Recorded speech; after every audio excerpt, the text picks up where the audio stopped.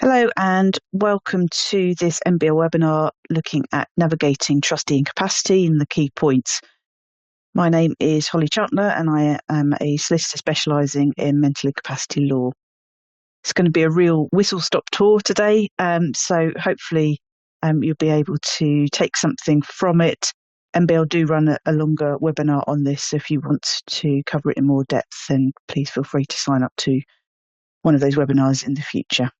So today we're going to look at what is capacity, assessing capacity, considering specific situations where the incapacitated trustee has an attorney, because there are slightly different rules, and applications to the Court of Protection, in particular to exercise trustee functions on behalf of an incapacitated trustee.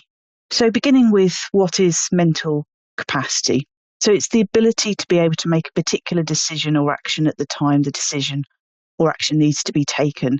So it may include day-to-day decision-making, which may be fairly routine, such as what somebody would like to eat, what they want to wear, who they want to see. But it may have more significant legal consequences, which is more what we're concerned about. So those kind of decisions might include buying or selling a property, making a gift, making a will, entering into a power of attorney, conducting litigation, dealing with financial separation. Or in this instance, we're looking at the capacity to be able to act as a trustee. So it's important to understand that some decisions may still be capable of being taken, but not others, and on some occasions, but not others. So it might be that someone is better at decision making first thing in the morning or after lunch, and it might be that they're better doing that in their own home environment. So you need to consider the impact of those kind of conditions and situations on the person's ability to be able to make that decision. And we'll come on to that a little bit later on. So there are many reasons why someone might not be able to make a decision. So it might be as a result of a cognitive impairment such as dementia or a brain injury, or it might be for reasons such as mental health conditions, drug use, alcohol use, or actually just because the person's circumstances mean that it's so difficult for them to be able to make a decision, they then lack the ability to do that.